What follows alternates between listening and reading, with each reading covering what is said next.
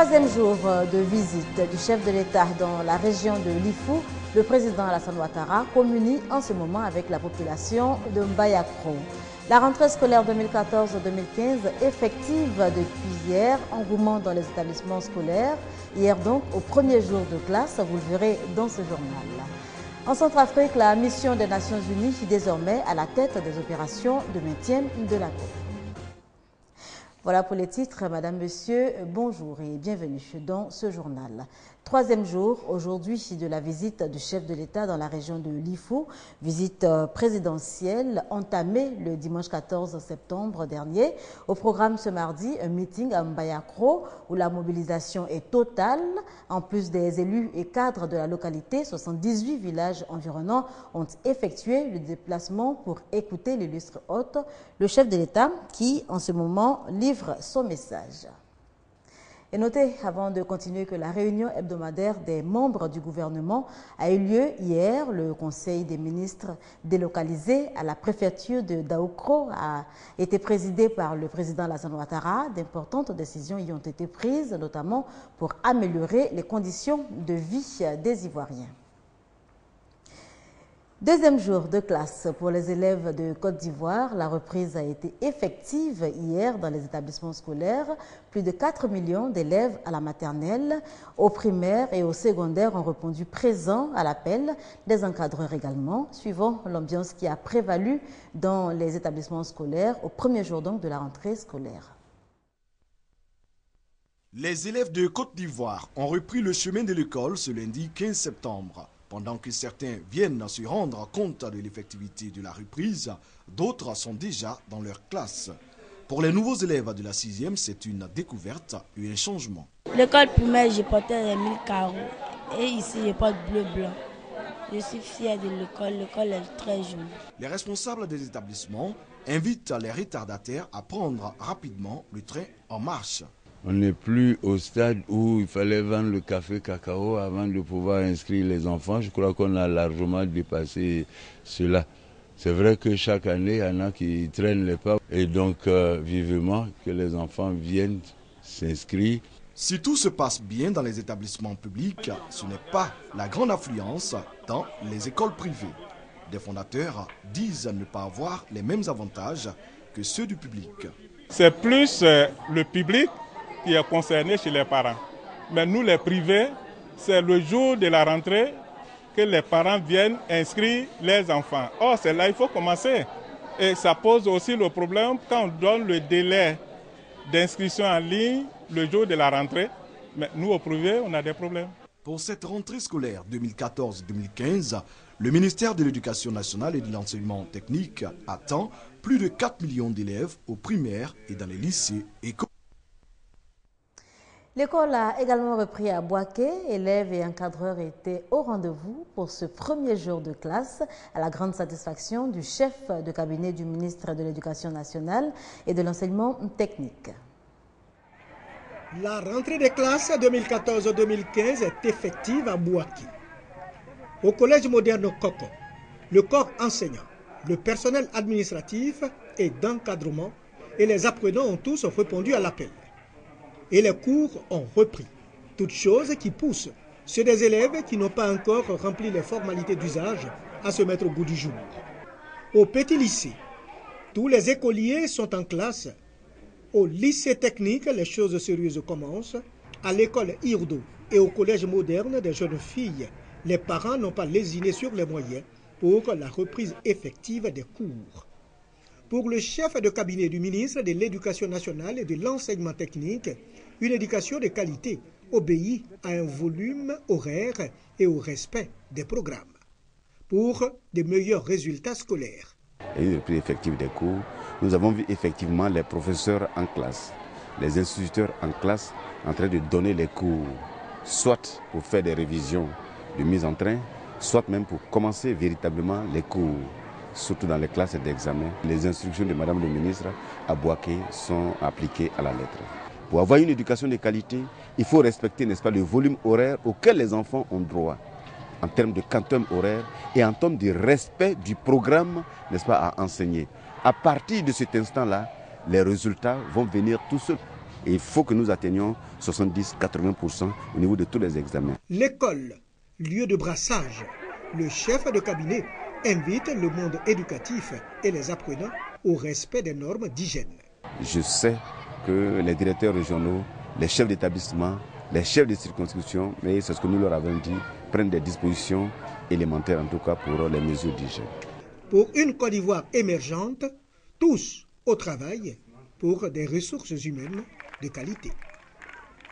Reportage signé Kwadio Kwame. La rentrée scolaire 2014-2015 effective donc depuis hier sur toute l'étendue du territoire national. Quelques inquiétudes cependant dues à la menace d'Ebola. Difficile, vous le savez, pour les tout-petits de respecter strictement les mesures de prévention. Dans les établissements scolaires, donc, la sensibilisation se poursuit. Eve Boué, Franck Kwadio. Un flot incessant d'élèves dévalant les rues de Koumassi. Il est 11 h pour cette rentrée des classes, journée de prise de contact et de révision. Un jour propice aux retrouvailles, accolades et gestes d'attention. Les précautions d'hygiène contre le virus Ebola trottent cependant quelque part dans les têtes. À la télé, à la radio, on nous a dit de ne pas faire des accolades, d'éviter de se saluer, de se laver les mains. Matin, midi et soir, de se laver et d'éviter tout contact avec ces personnes qui ont eu cette maladie. Devant le lycée, un léger attroupement. Ces jeunes appartiennent au projet d'appui à l'autonomisation des organisations de jeunesse, une plateforme d'association de jeunes soutenue par le PNUD. Ils sont ici pour sensibiliser contre Ebola. Je voulais savoir si une seule personne contaminée est dans le bus. Est-ce que peut contaminer tout ce qui est dans le bus à la fois? Il faut dire que le virus Ebola, c'est une maladie, c'est vrai. On a dit que ça se transmet par la sueur. Mais quand tu as une peau saine, quand ta peau est saine, le virus ne peut pas entrer. Donc quand tu touches quelqu'un, c'est bien vrai que tu as touché la personne, mais tu ne peux pas être contaminé parce que ta peau n'a pas de blessure. Donc s'il y avait seulement que la blessure, là on pouvait être contaminé. Au lycée moderne Adjamé Harris, dans la cour, des membres du personnel, les mégantés, veillent à la propriété des lieux. Ici, la sensibilisation préoccupe le corps enseignant et l'administration. Les profs vont sensibiliser les élèves dans ce sens. Comment? Parce que l'Ebola, c'est un virus qui est mortel. Et les gens badinent très souvent avec... c'est réel. Ici, quelque chose sera fait pour que nous puissions éviter au maximum l'Ebola dans les écoles. Des précautions utiles, une recommandation du ministère de la Santé et de la lutte contre le sida, l'épidémie Ebola ayant déjà fait plus de 2300 victimes en Afrique de l'Ouest. Entrée scolaire 2014-2015 en Guinée, ce n'est pas pour bientôt, prévu pour le 3 octobre prochain. La rentrée des classes a été tout simplement reportée à une date ultérieure. La raison, l'épidémie d'Ebola qui sévit dans le pays. La Guinée est l'un des pays les plus touchés avec plus de 489 morts. Les responsables de l'école guinéenne jouent la carte de la prudence. À l'école normale des arts et métiers de Conakry, des étudiants font la queue pour s'inscrire, d'autres pour s'informer à la source. La rentrée était prévue pour le 3 octobre, mais elle est reportée à une date ultérieure pour éviter qu'Ebola rentre dans l'école. La décision a été prise par les ministères en charge de l'éducation nationale. Elle est relayée par la direction de l'école qui craint qu'un élève de retour d'une zone infectée soit porteur du virus et ne puisse contaminer un camarade. Cette situation d'Ebola constitue au jour d'aujourd'hui vraiment un problème qui panique un peu la population guinéenne. Et dans les écoles, c'est, disons, un milieu mosaïque. Sage décision pour certains, mais reculade pour d'autres. Agibou Diallo est enseignant. Il estime que personne n'est mieux placé qu'un étudiant pour s'approprier les changements de comportement induits par Ebola. Et personne, mieux qu'un étudiant, ne peut véhiculer dans toutes les communautés les messages de prévention.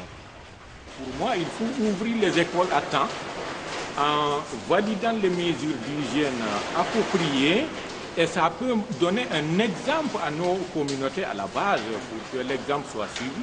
Les étudiants eux-mêmes se disent doublement inquiets. Ils craignent de ne pas recevoir les 9 mois d'enseignement pour lesquels ils s'inscrivent.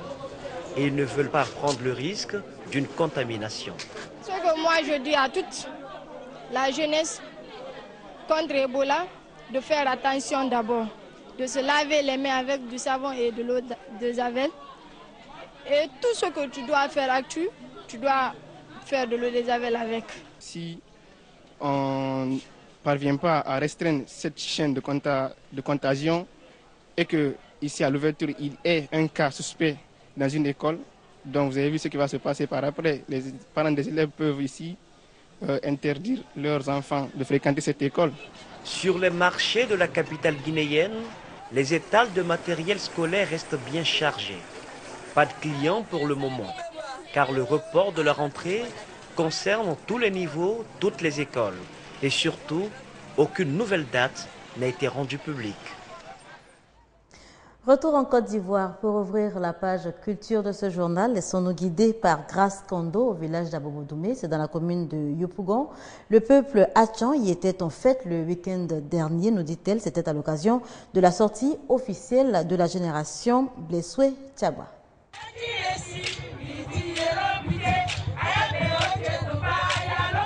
La fête des générations en pays ébrié marque la maturité de la génération d'une classe d'âge. Les classes d'âge varient entre 5 et 20 ans. La génération comprend 4 classes d'âge, à savoir les Djéhou, les Dogba, les Agban et les Assoukro. Ici, à Abobo-Doumé, dans la commune d'Atekoubé, celle qui est concernée par la présente cérémonie est la 2e classe d'âge, les Dogba. C'est donc sa sortie officielle.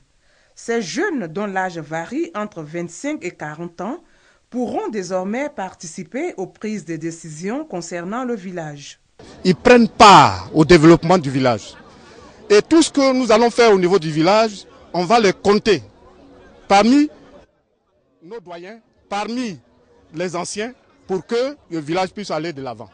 La fête des générations en pays Atchan est un événement d'une importance capitale. Le peuple Atchan est un peuple qui vit aujourd'hui en zone urbaine et nous sommes parvenus à maintenir notre tradition.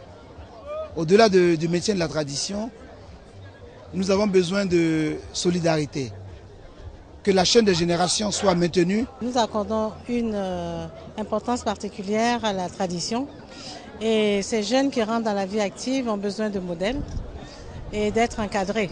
Après la sortie de la catégorie blessure Dogba d'Abobo-Doumé, place sera faite à la catégorie blessure Agban. Parlons religion à présent, prière interreligieuse à Saint-Égidio, musulmans et chrétiens, aux côtés de la CDVR, la commission Dialogue, Vérité et Réconciliation, ont élevé la voix pour prier pour la paix dans le monde et en Côte d'Ivoire. Prière interreligieuse dite par musulmans et chrétiens, nous sommes à la communauté chrétienne Saint-Égidio de Trècheville, l'action qui mobilise aux côtés des religieux, la CDVR, la commission Dialogue, Vérité et Réconciliation, vise à ramener la paix dans le monde secoué par des crises et en particulier en Côte d'Ivoire. Nous sommes une communauté catholique, mais nous sommes reconnus en Côte d'Ivoire comme une organisation internationale, compte tenu du fait que nous nous impliquons beaucoup aujourd'hui dans des problèmes de médiation, d'autres problèmes sociaux, mais des partenariats avec des États. La paix, c'est un don de Dieu. Et quand on parle même de la réconciliation, ça a un aspect divin également. C'est à partir de notre foi en Dieu que nous pouvons s'aimer en nous l'amour. L'islam enseigne la paix et l'amour du prochain. C'est pour cette raison qu'il est important que chacun de nous essaie de se conformer à ce qui sont écrits dans nos livres saints. Et nous voudrons ici saluer et remercier la communauté Saint-Égidio pour l'esprit de paix. La communauté Saint-Égidio est créée à Rome en 1968 et existe en Côte d'Ivoire depuis 1988. Son objectif principal, l'insertion des enfants défavorisés, l'assistance aux personnes âgées et le règlement des conflits. Cette communauté a donc apporté son assistance aux populations de certaines communes de Côte d'Ivoire, notamment Marcory et Koumassi, pendant la crise post-électorale. Voilà, c'est un reportage signé Léon Brou. La mission de l'ONU prend le relais en Centrafrique. La MINUSCA, mission intégrée multidimensionnelle de stabilisation des Nations Unies, est depuis hier à la tête du commandement des opérations de maintien de la paix dans le pays. Un contingent de 7600 casques bleus en lieu et place de la force africaine MISCA. Leur défi est faire cesser les violences dans ce pays et faire progresser tout naturellement la transition. Voilà, c'est ici qu'on s'arrête pour cette édition. Je vous rappelle toutefois que pour ce 3e jour de la visite